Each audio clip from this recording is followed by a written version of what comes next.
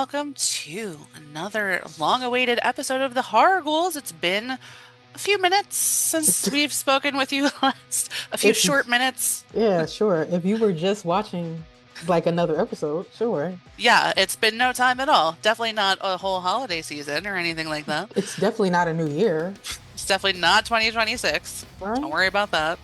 Could be 2028 for all we know. Time is a construct, and, Yes. whatever. May the aliens come and take us away. Anyway, I can't wait.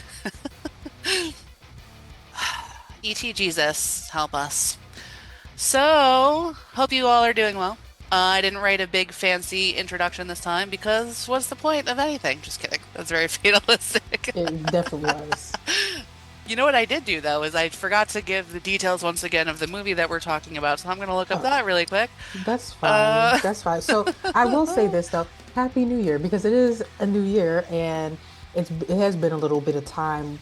We took a little impromptu holiday break. It wasn't on purpose. It just happened. it just happened. It was unspoken. So We didn't even talk about it. It just no, we happened didn't. It just naturally. happened. We So talked yeah, about but many other things, but not we did. We talked about saucy meat. We talked about E.T. Jesus plenty of times. We plenty of times. plenty of times. Corn on the cob, anal hooks. Like there's a lot of stuff we talked about. So So many things. ponytails. No. Bleh. Okay. Well, today you're going to come along with us and visit a very interesting iteration of Anne Rice's Queen of the Damned. If you are familiar with Anne Rice's most famous vampire book slash movie, Interview with the Vampire, you will recognize our main character, Lestat de Liancourt. Spelled like Lion Court, but that's not how you say it because it's French and very fancy. This movie came out in 2002. It was directed by Michael Rymer. It's based on the novel from 1988. This It's is based on old. two novels actually. Yes. Queen of the Damned and Lestat, the vampire, or something like that. the Vampire Lestat. There we go. Also, I'm just going to give everyone a quick update here. One of my cats is being very clingy today, so she might periodically pop up on here. She's already started climbing around in the distance. She's already making her way over. So when you see her multiple times, sorry. I don't know what to tell you because that's what's happening. So anyway, we're going to get into our movie.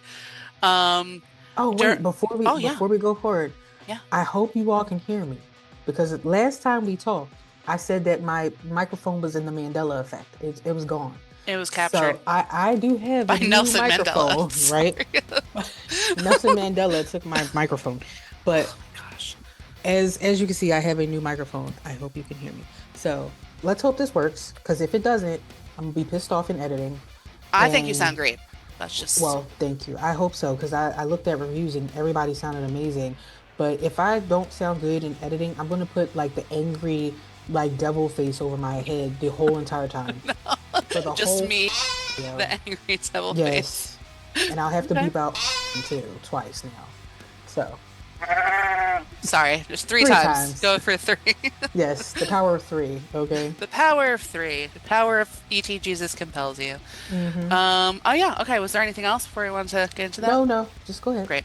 I also Thank have cat hair all over my face for her climbing all over me, so I'm sorry that I'm doing all of this, but whatever. 2026 shit. So, during the opening credits of the movie, we see stone versions of Queen Akasha, or Akasha, I just said that very weird, the original vampire and her king, Ankiel.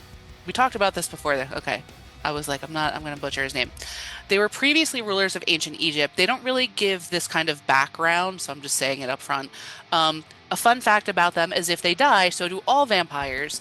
So they are the beginning and the end all of the vampires. Akasha had a rep as a cruel, ruthless, and tyrannical ruler who wanted to take out the human population and essentially enslave the remainder of whoever she found worthy to stick around. So that's all we get of them for the moment. They're just in the opening credits sequence. As we get into the movie, we get Lestat narrating his story. He's been sleeping for decades until he's awakened by the sound of a modern rock band rehearsing. This is going to be around the early 2000s, I believe. That's what I Yeah. found in my travels. Intrigued by their sound and energy, Lestat joins them, crashing their practice, and he just starts singing, like with the band, kind of. And he's like, I'm interested in the human world if this is what it's about. He has quite the singing voice as well. Well, we will get more into that Hmm. later. So he declares himself to the world as a real vampire through his music, and he promises to reveal everything, which is not the vampire way. Okay. So Lestat's band blows up. They're wildly famous. I believe he turns his bandmates as well. I I think think they do. so. Because Yeah. they look paler. So, Paler, because they were all gothy already, but yeah. then they're slightly more pale, I guess. Yeah. Um, so he is loving the spotlight. He's feeding off the groupies and the media's obsession with him. He's having a great time. His lyrics include references to real ancient vampire lore, which angers others of his kind who prefer secrecy, as vampires do. We meet Jesse Reeves, a human researcher for the Talamasca, which is a secret society studying supernatural beings. She becomes fascinated with Lestat. And I also want to add, and I'm sorry that I have so much cat hair in my face, it's driving me crazy. She is so, so pretty. This actress who's playing Jessie is like otherworldly pretty. Yeah. And you know what's funny? They have a child version of her first, and they match that child to her so Oh my gosh, well. so well. Yeah. Just so well. Yeah. Yeah. So one night she's watching MTV. RIP. MTV just came off I the air know. this year. I'm very sad about it. Well, last Um, year, technically, right? Was it Ugh, 2025? Wasn't it whatever. 2025, You right? know, you're Yeah. right. You're right. Um, so she's watching MTV and she's noticing links between his songs and ancient vampire texts, referring to Akasha, the first vampire, and Marius, who's another kind of like original or ancient vampire. He's also Lestat's maker. He also has a punchable face, in my opinion. Anyway, Jessie also has personal ties to the supernatural. She talks about this dream that she has, like childhood memories of waking up in this bed and surrounded by weird dolls and this lady who like sends her away. She makes it all sound like a dream, but we find out kind of later, but I'm just going to tell you now. Her aunt is named Maharet, and she is secretly one of the oldest vampires too. So Jessie has this weird thing of like having these weird dream sequences, but it really happened. Okay, so she also has this draw to like vampire culture But and just whatnot. to remember, at this point, she's not a vampire. No, Sh- she's But just a person. yeah, She's just drawn to like I guess like the lifestyle, the probably the lore, darkness of it. these memories, as we all are. Maybe not all of us, because you're a werewolf currently. Hmm. Um, so maybe just me, everyone, I don't know, and you guys watching. Um, so Jesse's mentor, David, he's another Talamasca guy. He gives her Lestat's journal, and we get a nice little flashback from, I believe, the late 1700s. So Lestat recounts, because he's back to narrating now, how he came to be a vampire. He woke up in this beautiful, like, mansion, estate. It was almost like Mediterranean, kind of. And he was all pale and dead or dying or whatever. Enter Marius, who's an elder vampire who turned him and kept him as his companion and student. So there's a scene where Marius takes Lestat to a beach and is teaching him the vampire lesson of like living in the shadows, living under or flying under the radar and such. Lestat, in a moment of impulsiveness, grabs a violin and starts playing with two humans. One of them has a violin, the other had, was it like a drum or a guitar? I don't I don't remember. one or the other. I know they're wildly different instruments, but whatever. And he starts playing with them and he gets way too intense and his eyes kind of flash and giving himself away. Marius and Lestat unfortunately have to unalive the two people, when they start trying to flee because they're like going to tell all the secrets and whatever. So back at the house or estate or whatever, Lestat is bored and takes out his violin again, is exploring this house, and he finds a secret door or passageway that leads him to this weird underground room where he finds the petrified or again stone figures of Akasha and Ankiel sitting motionless on twin thrones. So this is taking us back to that credit sequence. This is what we saw in the credits. Lestat plays his violin, which does something to Akasha in a very small way. Like she's still stoned, but it's like it's almost reviving her slightly. Hmm. Still petrified or stone, she raises her hand and her palm like upright, and Lestat drinks from her, which that's got to be some supercharged ish if she is the OG vampire. Yeah. So that's pretty crazy. Marius discovers Lestat's discovery Once Lestat is gone, he's exited from there and finds. See, I think I did this in a weird way because I had this that like that's when Akasha was missing, but I think that's later. That's later. So I want to say to you guys, I tried so many times to find summaries of this after watching the movie. So many of the summaries I found of this movie were wildly incorrect. The trying to piece everything together was like an absolute nightmare. So my apologies for misspeaking. But anyway, Marius basically removes them and like hides them somewhere else, I believe is what actually happens. Does that sound right? You're like, no. I don't okay, I don't remember that part. I do remember that he did tie Lestat up. He He did chained tie him up. Lestat up, But and I think then that was before, I mean, that was after he must have hid Akasha and he killed. hid them somewhere else, and he Hmm. tied Lestat up, and then he also got the hell out of there because he was like, I don't. This has gone off the rails a little bit. Like I said, Akasha and Enkeel are moved somewhere else. Marius is in the wind. Lestat's on his own. That's kind of the takeaway here. Back in modern times, Jessie takes it upon herself to go visit a vampire club in London called the Admiral's Arms. Three vampires figure out immediately that she doesn't belong to anyone because that's like the thing. If you're a human in a vampire club, you're usually like with someone, they feed off you, whatever. Everyone knows that, like, please. Right? So, obviously. So the three go to attack her, but Lestat appears and they flee after a little tussle. I think Lestat's kind of just drawn to Jessie for some reason. She said Marius's name. That's true. That's what happened. As soon as she said Marius, he sat forward like, oh. Yeah, he was like in a back, like dark corner, and he was like, "What now? What about Marius?" Hmm. So they have a little alleyway encounter. She winds up like running off, but there's a thing. There's a little bit of a vibe between them, but we leave that there for the time being. Lestat's in LA with his band. They're touring all around. Marius, hooray, Marius with the punchable face pops up to visit him, and he tells him that the vampires around the world are enraged by Lestat's bold telling of their secrets. They see him as a danger to their existence. They will be coming for him, and so will Akasha. Because that's when what actually happens that I got wrong about Akasha has like arisen, presumably because of Lestat's music. Like she's drawn to his music and it like wakes her up totally.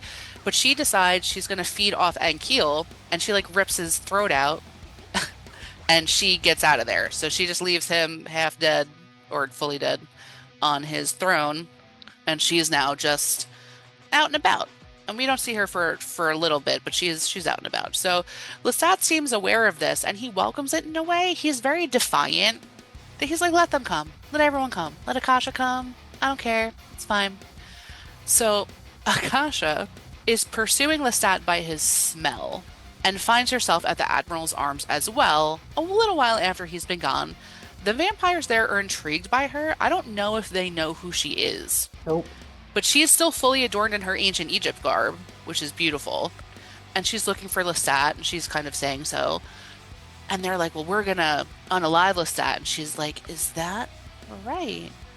And she takes them all out, one by one. She rips out the one guy's heart, I think, first. Yep. Then she bites it. Ugh, super intense. And then other people just burst into flames because she just has the ability to do that, I guess. Aaliyah, who plays this character, is so striking in this role. Like everything about her, the way she embodies this character, the way, the costuming, her makeup, it's all like top notch. Yeah, she did a lot of just a small fun fact. She did a lot of studying of Egyptian, how they walked, how they moved, how their deities moved and stuff like that. So that's where that slow walk comes from because they walked with such grace. So Yeah, she yeah. learned that and she also did most of her scenes barefoot in order to make sure that she was like grounded in the role and Oh, everything. But yeah, she really put in a lot of work she was so to great. embody that role. That's awesome. I didn't know that. So Akasha, we leave at the bar after she lights everyone on fire. So Jessie has come from London for the concert. She's in LA. The concert's in Death Valley, so fitting, of course. Jessie manages to score herself an invite as a perceived groupie to Lestat's house before the show. There's two of them that are picked. Lestat sends the other groupie home when he sees Jessie, and he's like, "Oh, like stalking me, are we? Like, what's kind of happening there?" She gives him back his diary, and Jesse wants to know what it's like being a vampire.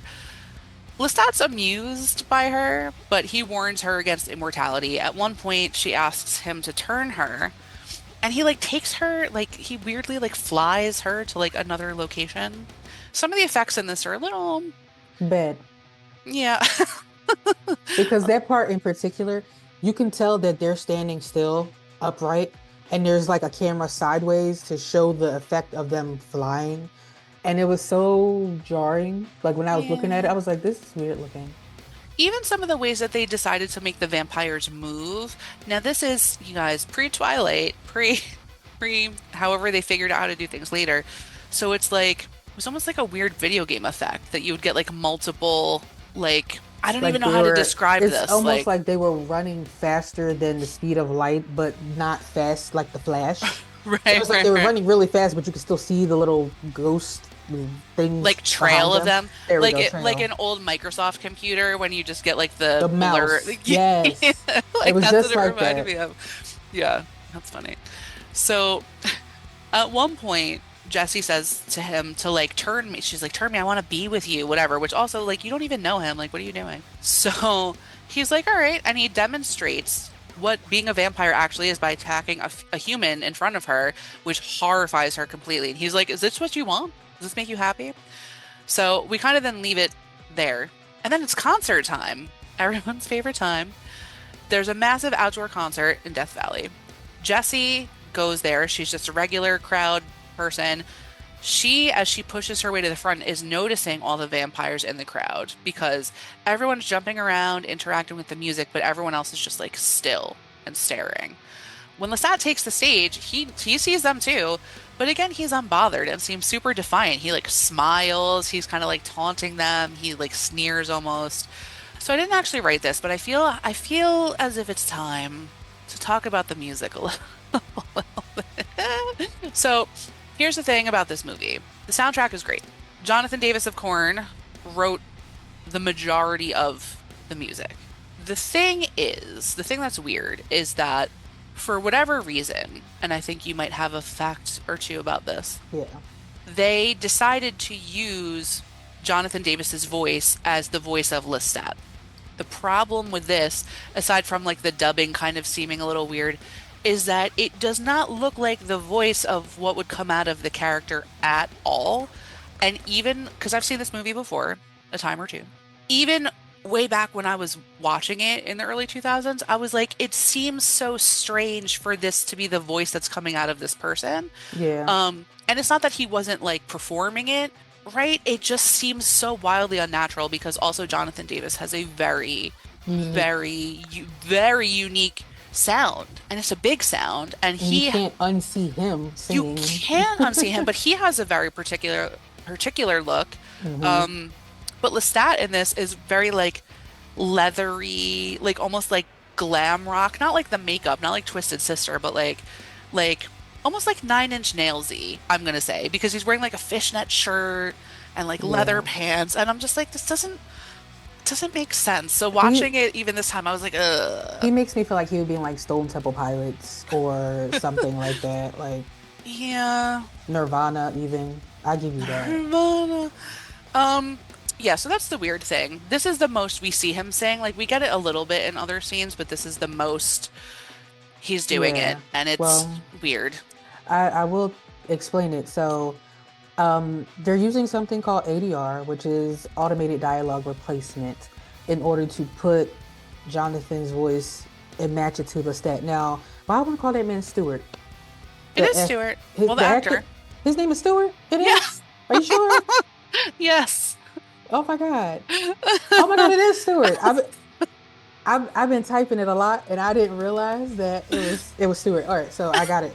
So Stewart. You thought I was lying to you. You're like, Yeah, because I was like, there ain't no way I got that right. You know, I'm always saying things wrong. I Um, know. so like Stewart actually really performed. Like he actually was performing the role.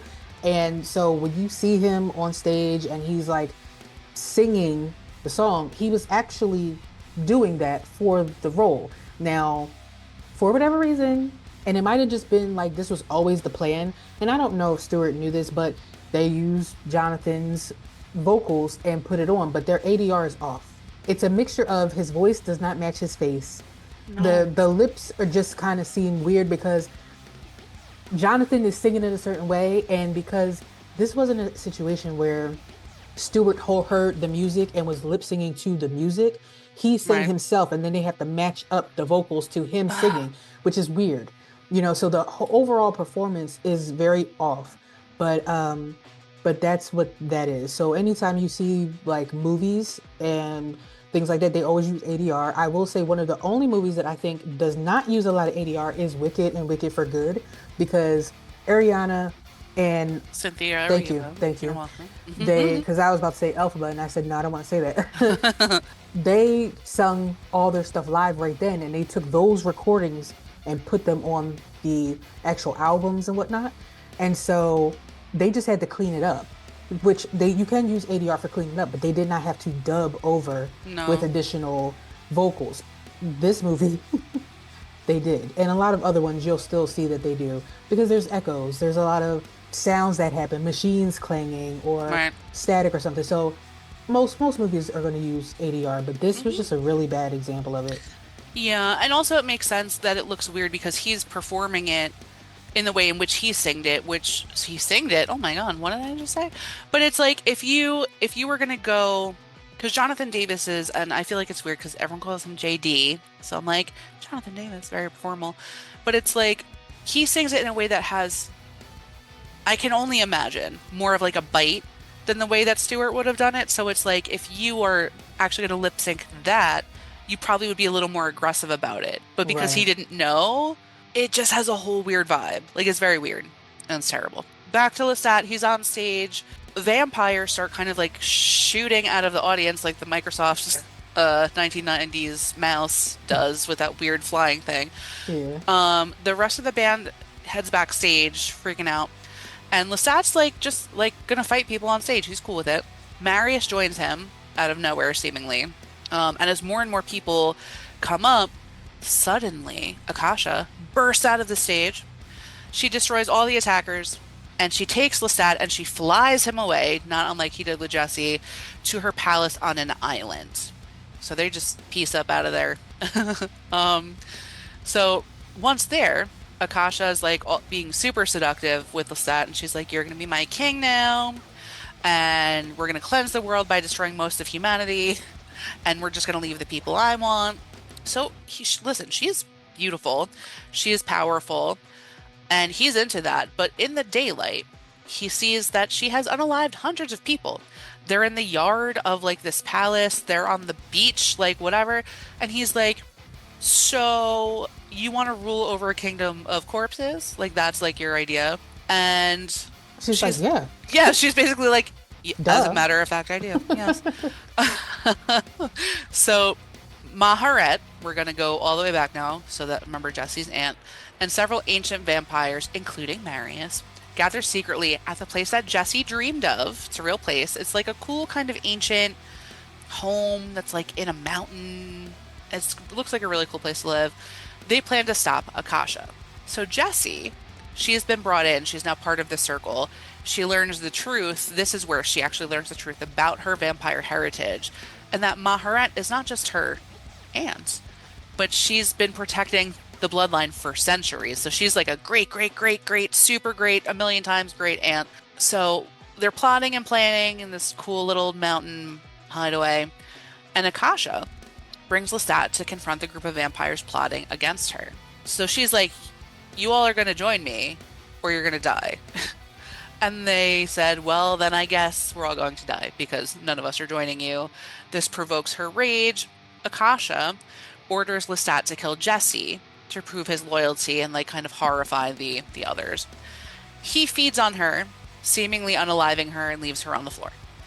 He's like, "Give me my crown then." So Akasha presents her arm for him to feed off of, which he does, but he does not stop feeding off her.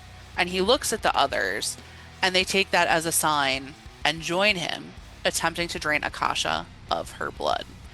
So it is important to note here that there is a rule in the vampire world that you must not drain the last drop of blood, lest you take the death into yourself.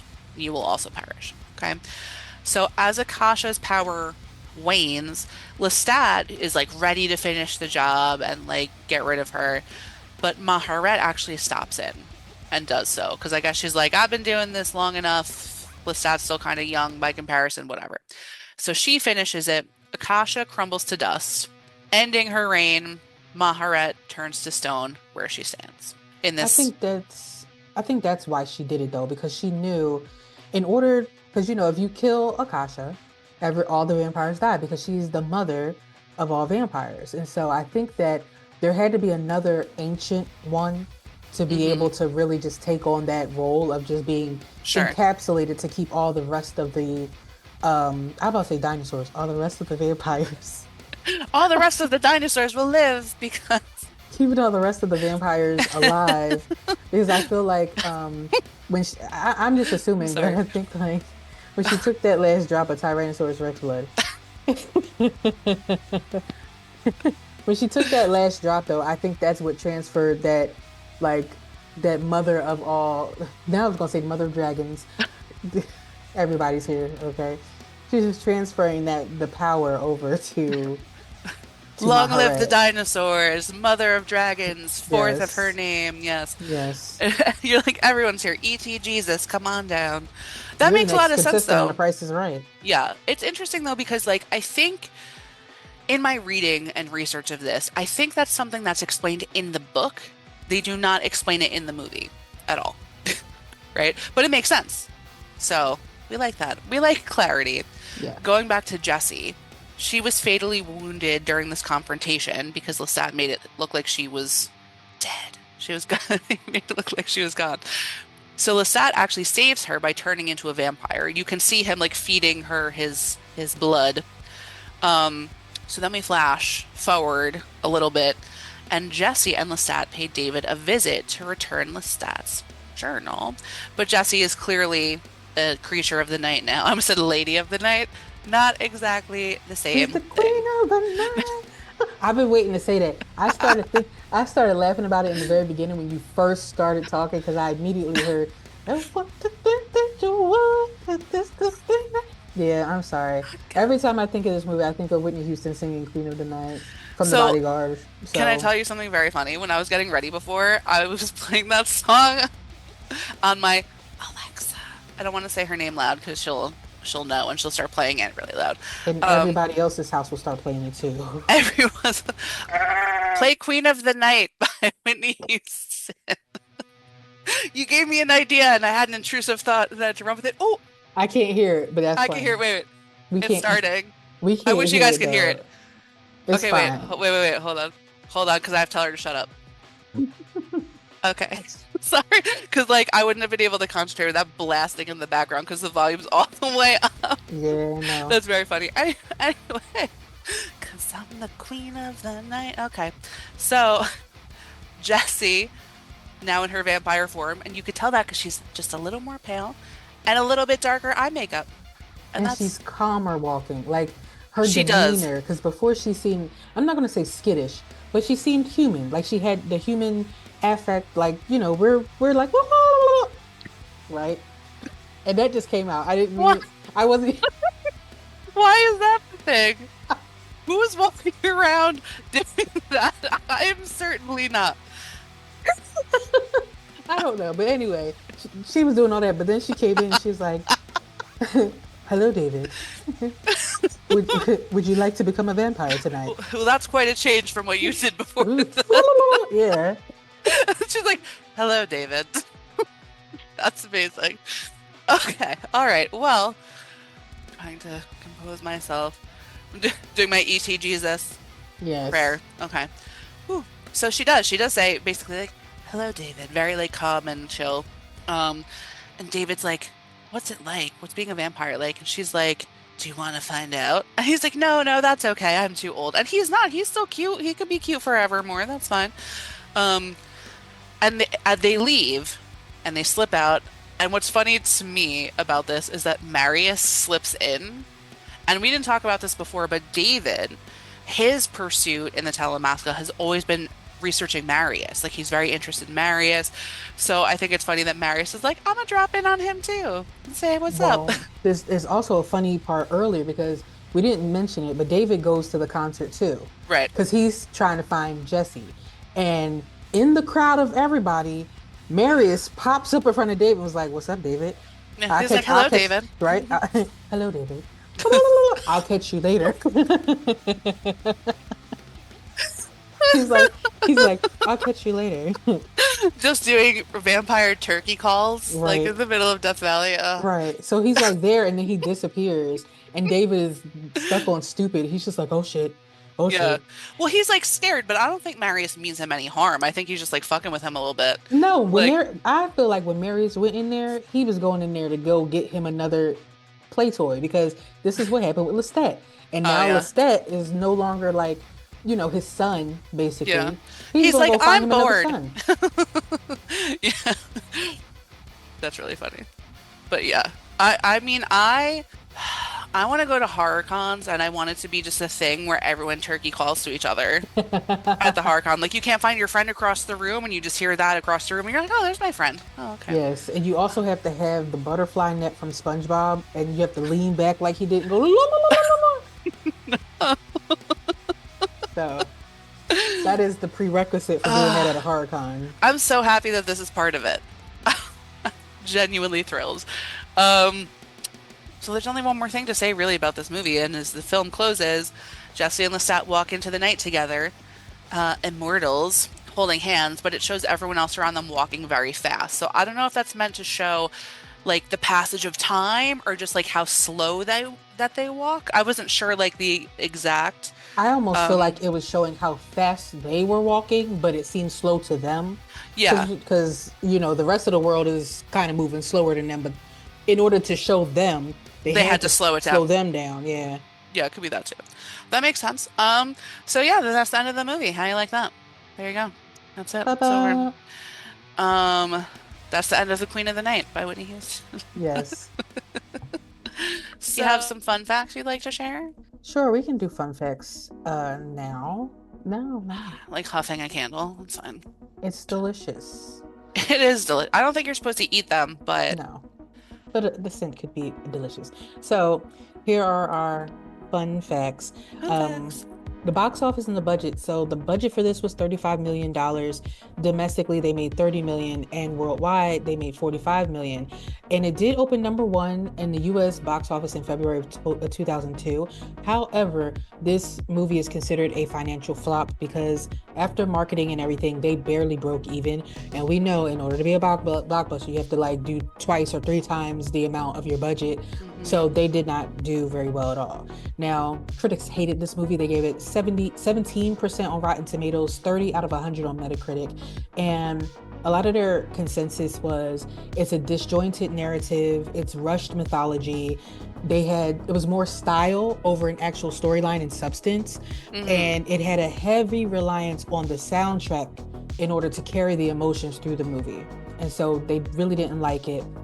Also, one of the biggest criticisms was this movie was trying to put two Anne Rice novels together. And because of that, if you did not know either of these books, it seemed a little weird. And it gave a tonal whiplash, basically. And it's also very, very shallow character development. Hmm. So, Hmm. Hmm. and like we said, the books are The Vampire Lestat from 1985 and The Queen of the Damned from 1988. The Vampire Lestat is the second novel in Anne Rice's series, and The Queen of the Damned is the third. So, now, audience reception. They loved Aaliyah, and that Aaliyah as Akasha gets near universal praise for this role because for the time that she was on there on screen, because we all know that she had a very short amount of screen time, just like Freddy Krueger and stuff. And Beetlejuice. Right, Yeah, and Beetlejuice. But she did what she had to do in that time she was on screen. she sure did. Yeah, so they really liked Aaliyah.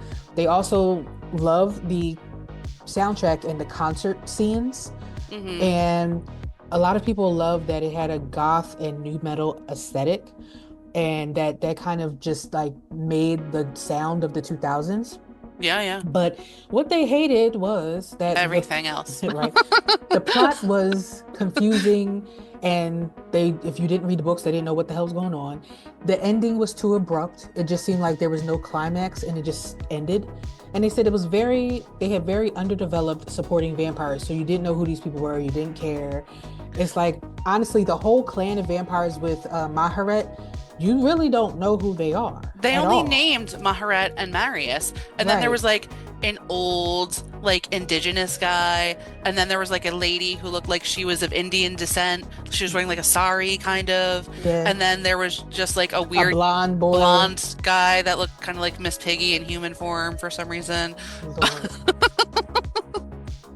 But listen, I'm just saying what he looked like. But no one ever had a name except for those people. It was just like throwaway characters. Like, It had strong goth, it had horror, and it really pleased the early 2000 alt fans who are a fan of the music soundtrack. yeah, And the soundtrack just basically makes the movie end up in cult status because it boosted the long-term love of this movie. yeah. Um, so now just moving on to a few other fun facts. This was Aaliyah's final completed film role, and she did die in a plane crash in August 2001, months before the movie's release. So the movie released in February 2002.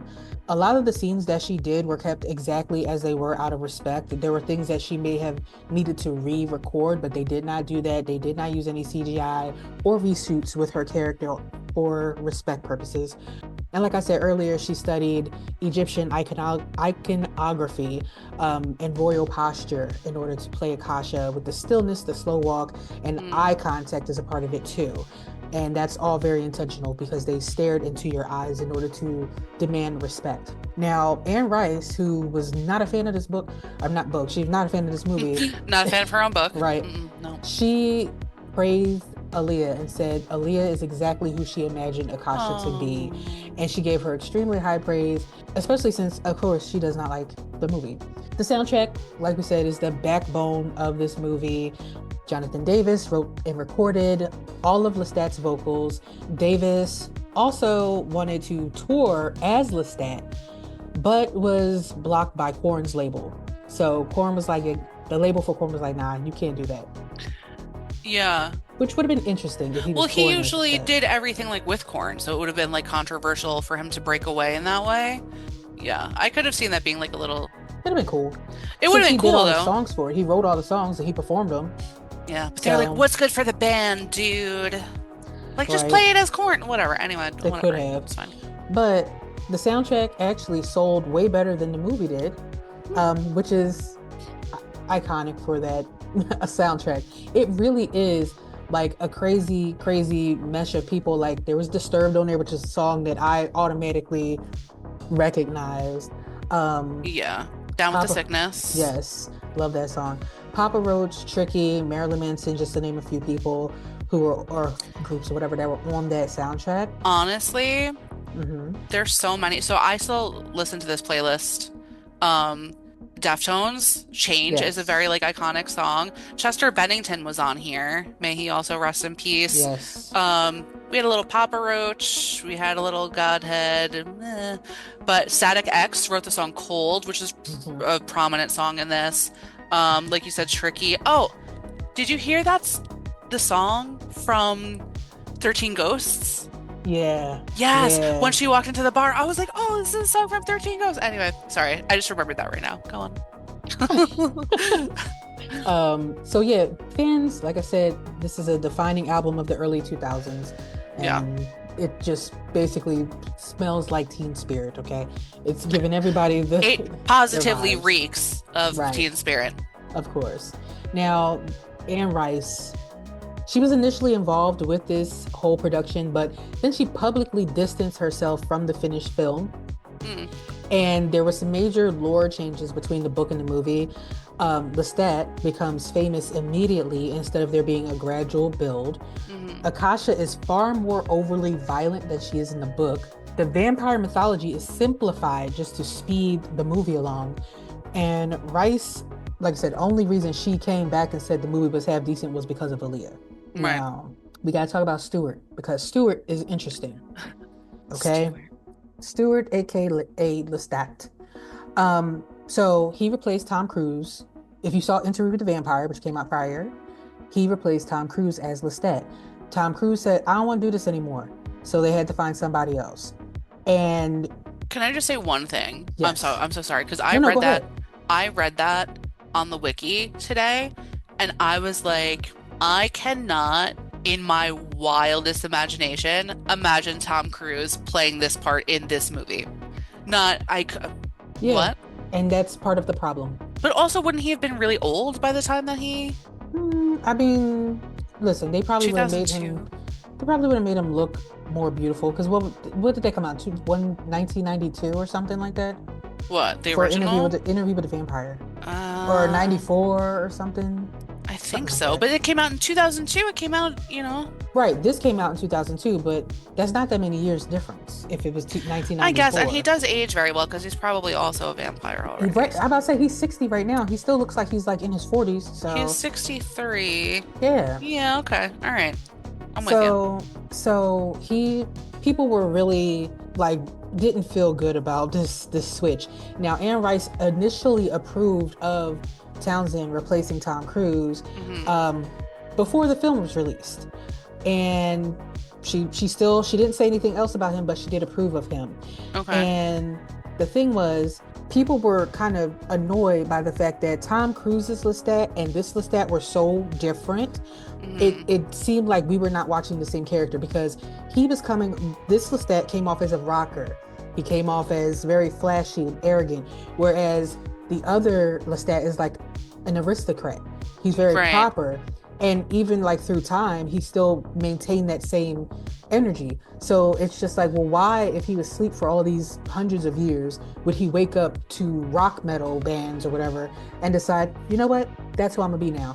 It's like he's a totally different person. So that's why a lot of people were feeling a little off, especially fans of Interview with the Vampire, thinking they were coming into this with the same type of Lestat to a certain extent, but found out it was nothing like the Tom Well, Cruise Lestat. right. So I was just trying to figure out how old Tom Cruise would have been. So he apparently was 32 years old when Interview with the Vampires was released. So he would have been about 40. So I think that they could have pulled that off. Yeah, But here's what I'll say.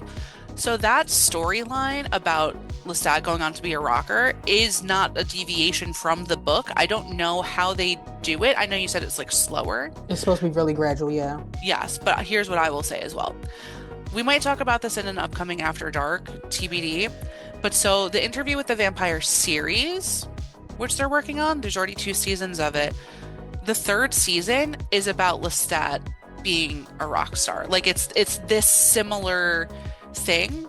But with that being said, I'm very interested how it's being done because there's basically in the second season of Interview with the Vampire, the series, you don't get Lestat really in it, but he was also kind of like an aristocrat, not to the level.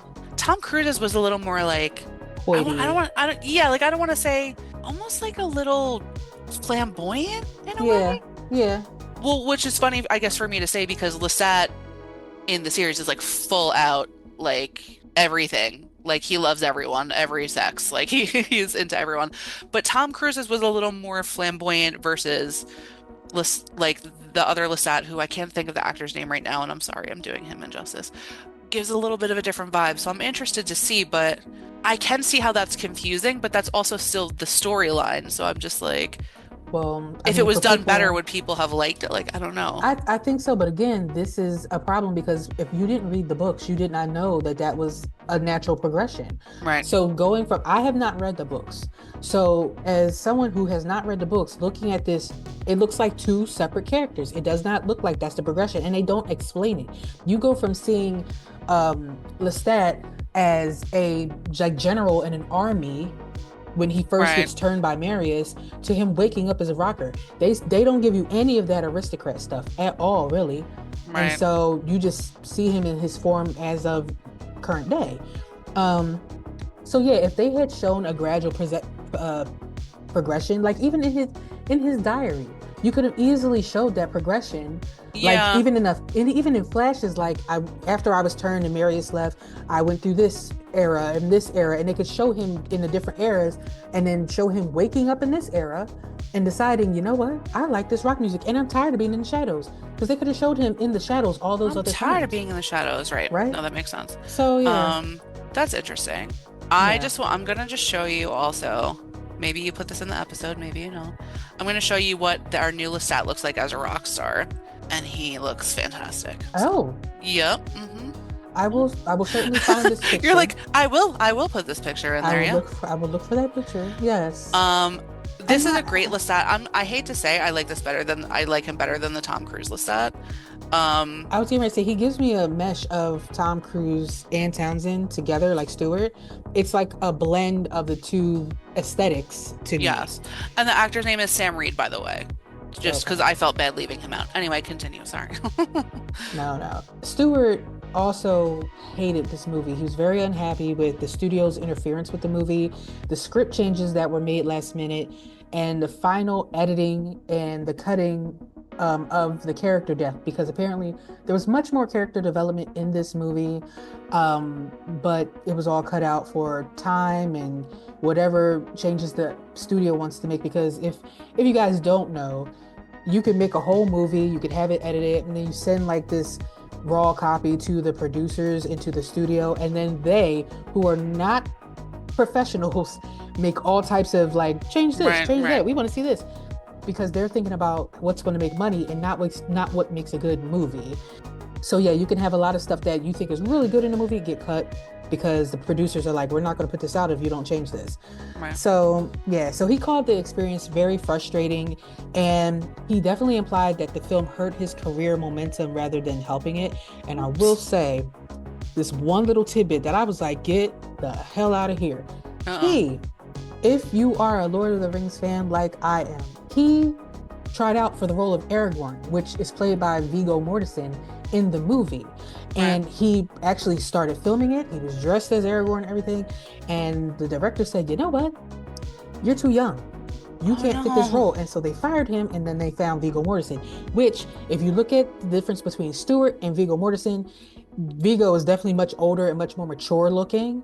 And that's what they wanted for Aragorn, because Viggo Mortensen goes on to be Oh. the actual king of Right, the right, area, right. right? So you can't have like little Stewart being the king. He No. he looked like a baby. Like when they showed him dressed up, he looked like a baby. And so after that though, he really didn't get a lot of roles, and he ended up doing like TV shows and writing scripts and things like that.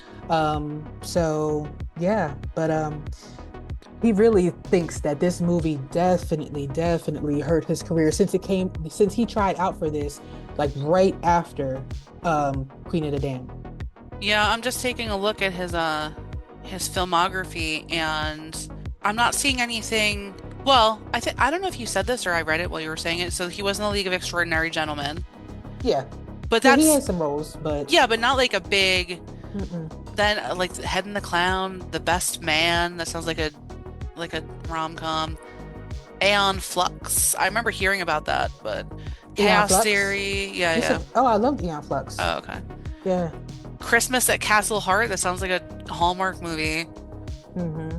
And 2023 was his last movie called The Martini Shot, and I've never heard of it. And see, like his only one of Uh, his only starring roles was Queen of the Damned, and that's why uh, at this point he's like, oh, that movie ruined me. he's cursed. Sorry, buddy. He's in a TV series as a guest in 2025. I'm sorry. He really got Yeah, derailed from this shit. yeah. Sorry, bud. All right. Well, But that's all I have for the fun facts. they're really fun facts. Oh, I have a fun fact for you. Jonathan Davis has actually had a cameo in this movie. Did he? I wasn't paying any Mhm. attention. When Jessie first gets to the concert, or she first gets to LA, and Oh, there's a scalper who's like, that's "Hey, yeah. do you Okay. want to buy a ticket?" And she's like, "No, I'm good." And he's like, "I'll get you a really good deal." And she's like, "I'm okay." It's like his back, and then you see him from the side. Just like a fun little cameo for It's our funny because friend JD. I was not looking at the screen at that point. I heard everything, but I was like looking at something else. It And was so quick, yeah. yeah, but I heard it and I just didn't pay any attention. But that's cool. Well, he wasn't doing any of his weird trademark sounds or anything, so you Oh, wouldn't know unless he started being like I'm not even gonna attempt it. I would make it such a Yeah, don't. crazy. You're like, really don't do that. Mm-mm. Um, so yeah, Yeah, that's uh, cool. it's pretty cool. All right. Well, do you want to tell us your thoughts and feelings? It's thoughts and feelings time, everyone. It is. So this movie was very hard for me to get through. Not but not for the reason that you would think, like the movie just being like, oh, it's so bad. It was all of the blood and the actual blood sucking that like made me have to get up and walk away Mm. from the TV. I had to turn the volume down while I was away because I wear headphones. And I just walked away because I was like, this is gross. And I don't know how I sat through this movie when it first came out in 2002. I was what? I forget. I was some age back then. I'm not gonna say what. I realized that I'm not gonna say the age. I'm a vampire too. But but yeah, it's just like 105. pretty much. Um, but it was just uh, the sounds were just over the top. And I don't have that type of, phobia where people are like, oh, I don't like chewing sounds or I don't like that. But the sounds of them biting people and sucking blood and all, Yeah. I was I was gagging through that. So that's why when you said, did Marius move them? I don't know. I walked out the room because they were sucking blood and stuff. And fucking Lestat was like having a vision of Akasha back in the day as he was sucking the blood from her arm or Hmm. whatever. So yeah, I walked away. I said, can't do it. But Wow. anyway, so that part just disgusts me. Um, but overall, I have to say, as someone who saw Interview with the Vampire and then saw this movie afterwards, um, I liked Interview with the Vampire more because I think the story was much better. Yeah. And I think that the pacing was better. Also, Brad Pitt and Tom Cruise did a really good job. So did that little blonde girl that grew up to be a blonde. Kirsten Dunst. Yeah, her. I was gonna say Claire Danes, and I'm like, that's not the one. Ashley Stewart. Yeah. Yep, Ashley Stewart was there too.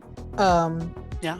but yeah, I think that that movie was much better, and I think that this movie was. It felt very rushed. It felt very hollow. I remember back when we did the review on The Crow. Mm. I made a comment back then about there being no character development in that movie. And this had even less character development in this movie. Um, and it's just like there's no one to care about in this movie. Not one person to care about. They give you a little bit with Jessie just because you see her as a child first and you see like her kind of progressing and you see that she's drawn back to her home, but she doesn't know why she's drawn to it. Right. Um, and so, yeah, you might feel a little bit for her, but I did not give a damn about anybody in that movie because they didn't develop anything. I personally, I like Marius, and see, here's the thing about me liking Marius: nobody developed anything, so No. it's like, who do I want to like? I didn't care about Just Jesse, pick someone. right? Yeah. So I was like, okay, but I think the acting was a little mid as well. Aaliyah honestly did an amazing job. I don't have anything to say about that. And also, I'm No. not.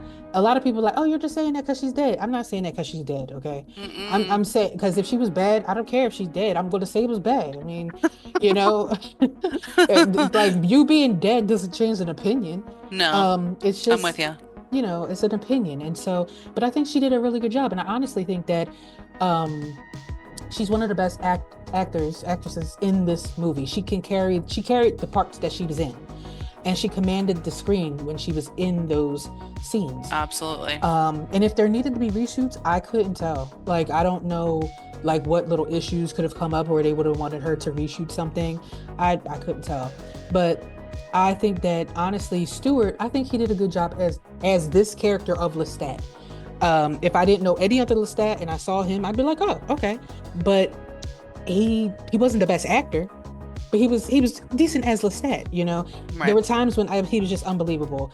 Also, the makeup got on my nerves because, like I was telling Megan earlier, on Lestat's face, you can see clearly that there's like sparkly green eyeshadow in the corners of his eyes, and then she pointed out that most of them had that.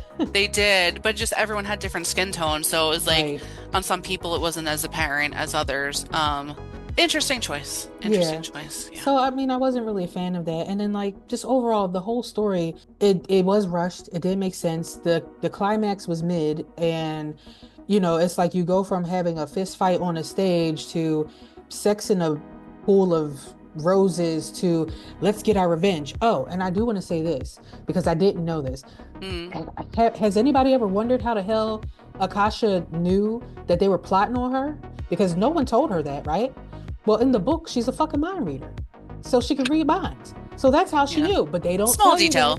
Right. Small But they don't detail. tell you that in the movie because I kept saying, because she said, let's get some revenge or something to Lestat. Let's show people who's boss. I don't remember what she said.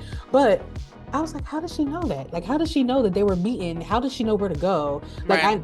they do tell you that because Marius always knows where Lestat is because he created him. So of course Akasha's going to know where the vampires are, but there's so many of them she can't keep track of all of them. No. But I don't know how she knew that they were planning a coup to take her out. But she's a mind reader, okay? Yeah. So I thought that that was stupid too. They didn't give you anything to bridge these two books to this movie. It was just they just threw shit at the wall, spaghetti. Let's see what sticks, Yeah. and we got this movie. So, um, yeah, that I can't say anything else about it. How do you feel? Well, so when I watched this movie as a 17 to 20 something year olds, because I did the math before that, I was like, oh, it came out when I was 15. I wasn't watching that in high school anyway. I liked it. I thought it was cool. I really liked the soundtrack, but that like Korn was kind of like what we grew up around. Like there was a lot of Yeah, like new metal-ish at that time, so it was good. But I remember really liking it and then watching it back. I've seen it a few times over the years, but I haven't seen it in a good, oh God, I don't know, 12 years or so. I haven't seen it Probably. in over 20. So Like possibly longer. Yeah, but at least like 12. yeah, No, probably like 15. Yeah. So when I watched it back, I was like, oh, this is a lot cheesier than I remember. Like the effects are cheesy, the story was disjointed. I thought Aaliyah was in it a lot more than she was because she was something that was sticking in my memory about it. yeah, Um, because I thought she really was incredible, and it doesn't have to do with the fact that she passed away, like you said. She's one of the people I view as Selena in a way that I think there was more to come. Same way I feel about Tupac and Biggie, honestly, is that just massive talents that would not have been able to be contained. I don't think they would have like yeah, fizzled out. I think they would have gotten so much bigger. Um, so I really thought she was incredible.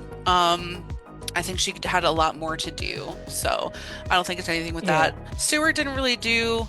I want to say like it's not his fault because I feel like they made the weird choice. Again, I don't know what he sounded like when he sang, but putting Jonathan Davis's voice on top of his performance, I feel like is a weird decision. I feel like whatever he sounded like would have probably been better. I'm just saying that without hearing it. I yeah. don't know. Um, but I feel like possibly. So I feel like he did the best with what he had. I don't want to say that however he turned out in the movie was his fault. Um, but yeah, the climax was definitely mid. I was not impressed with the effects. The soundtrack was great. Aaliyah was great. The makeup was weird. A lot of plot holes and things that they took from the books that, like you're saying, go unexplained and whatever. So I wasn't crazy about it. I was like, oh, this one didn't hold up. This didn't do what I thought it was going to do for me. Because I was excited to watch this again, to do this movie. Because I'm a vampire girly, I like vampires. But then I was like, hmm, like, that's not really doing it for me. So that's how I feel about it. Okay. That's how I feel. Is it time? Are we going to rate, review, and subscribe it? Just kidding. I guess we'll say, how many disgustingly bloody axes do you give the 2002 movie Queen of the Damned? Am I going first? Are you going first? You are going first. God, this is hard because I really wanted to like it. I'm gonna give it a five. I'm gonna give it a five. Initially, I was like, I'll give it a seven, and then I was like, no, I can't give this movie a seven. I'm gonna give it a five for all the reasons I already said. There's no reason for me to rehash it. I'm sorry, Anne Rice, that they fumbled your works because Anne Rice was a queen and she was the queen of the night. She sure was. And I got to see her house in person in New Orleans, and that has nothing to do with anything. I just wanted to brag about it. But yeah, I mean, that's a five. What about you? Yeah, it was funny because my first thought was like, can I give this a 7 too? I thought about Oh, that. And and that right. And then I was like, well, you know what I always say, 5 means it was good, right? yeah. I'm going to give it a 4 I knew you were because gonna do that because you're like 5 means it's good, so I can't give it a 5. so I mean, and I was honestly I was debating between 2, 3, or 4 Shit. for different reasons. And the reason why I gave it a 4 is because I feel like one, the soundtrack was top notch. So that was great. Yep. I feel like Aaliyah did a great job. And I feel like Stewart did the best he could do with what he Yeah. had. And I don't think that he was horrible. You know what I'm saying? He's not the best actor, but he was horrible. And I think that, had this movie been able to be fleshed out more, had they shown more of who Lestat was prior, had they expanded any of the roles, had they told us about the people that were going to kill Yeah. Akasha, like we probably could have given this a little bit of a higher score, but there's no substance to this movie. This movie is hollow as hell, Yeah. and like it might as well be a donut hole. That's how hollow it is. So a 4 it is. A 4 and a 5. Damn. Wow. Damn. I wanted to like Damn. this too I though. Like, know. and it's like I remember like back in the day, like a friend and I used to always be like, I know you'll let stop. Like we always loved that part. Yeah. And like when I was watching this, I was like, this is not giving me the same vibes that it gave me No. before, I know. So It's sad. yeah, it is. Oh. Womp, Womp womp. womp.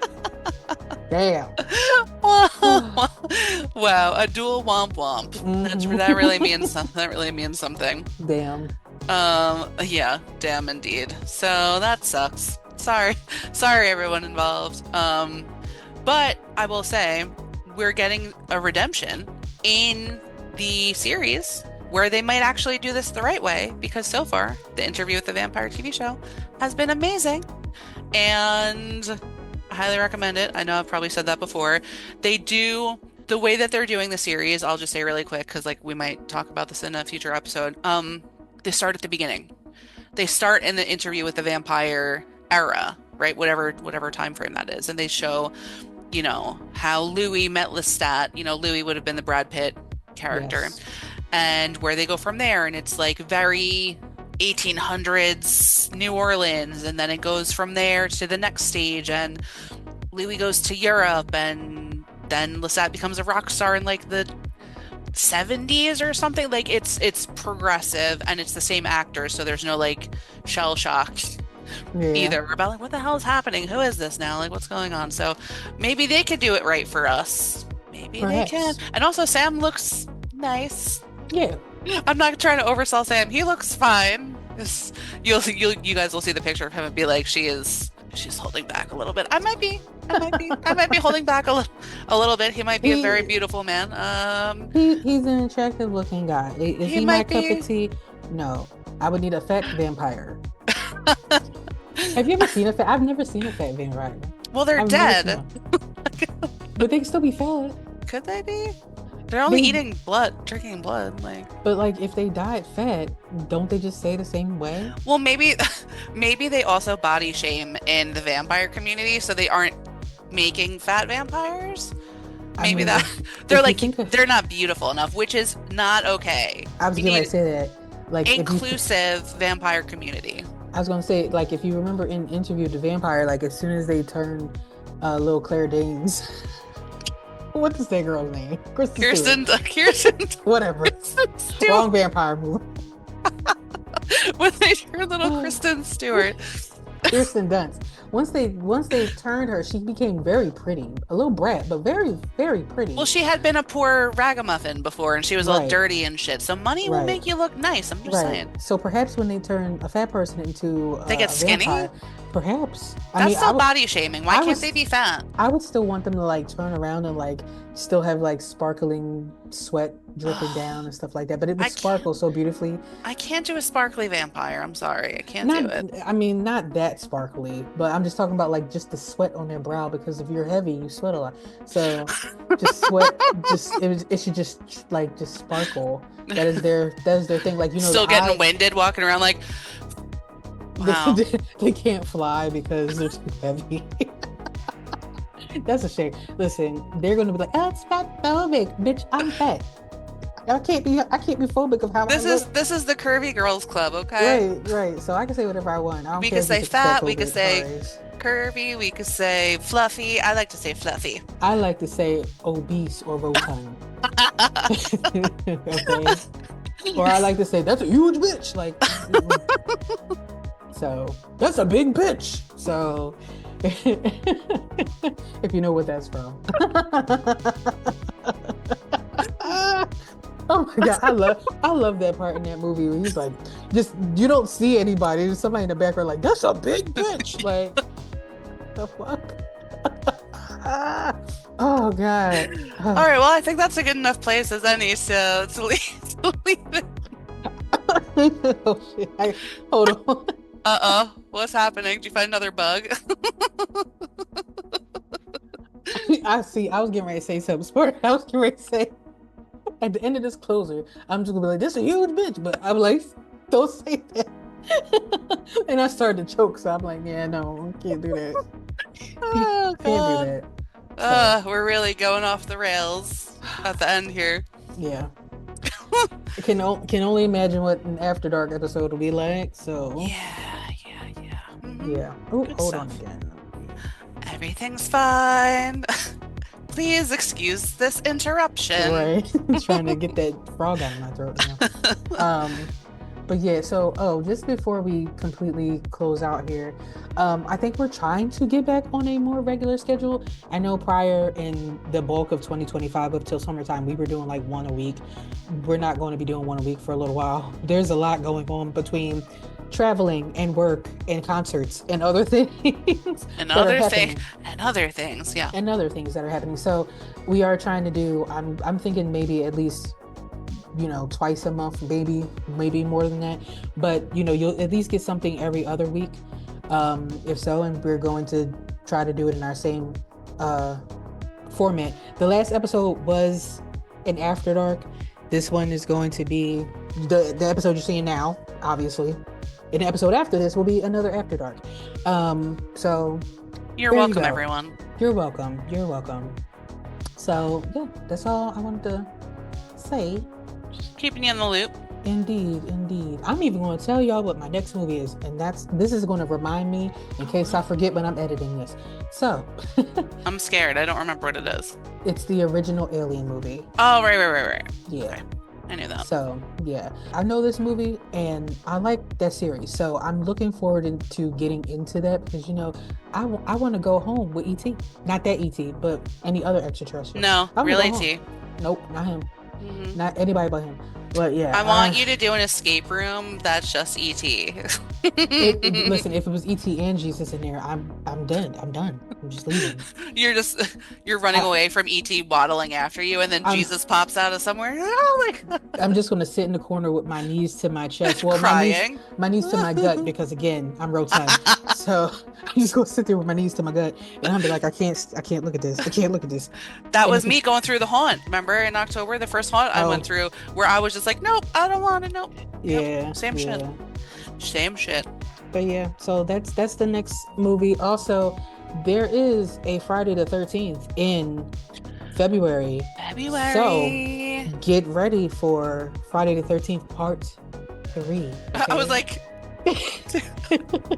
Part 3, and hopefully there is no more dirty trout women in those movies. But you never know. So yeah, there you go. There's that. All right. All right. So we're closing out now. We good? Yep, that's it.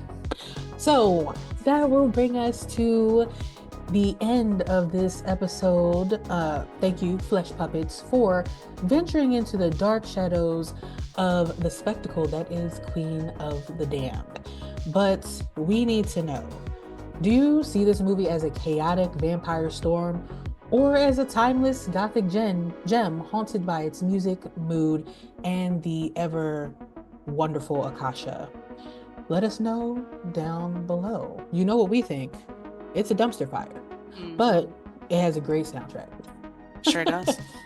So, if you enjoyed jumping into the mosh pit of the undead with us and you'd like to join our clan of vampires, please make sure to follow us on all of our social networking platforms at the Horror Ghouls.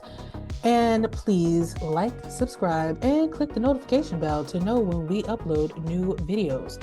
But if your bloodlust leaves you craving more, you can also sink your teeth into our podcast on any of your streaming platforms if you prefer an audio version only, which are typically uncut episodes. Okay, all the shenanigans are in those because Yeah, I just can't edit those. So, it's fine. We don't need to. yeah, so you get a bonus if you go over there. Right? So, until next time, stay spooky, be careful of what lurks in the shadows, and remember, immortality is very tempting, but not every invitation is meant to be accepted. I would accept it. Anyway, I would not. so I know you wouldn't. All right, so we'll see you guys next time. Bye. Bye, guys.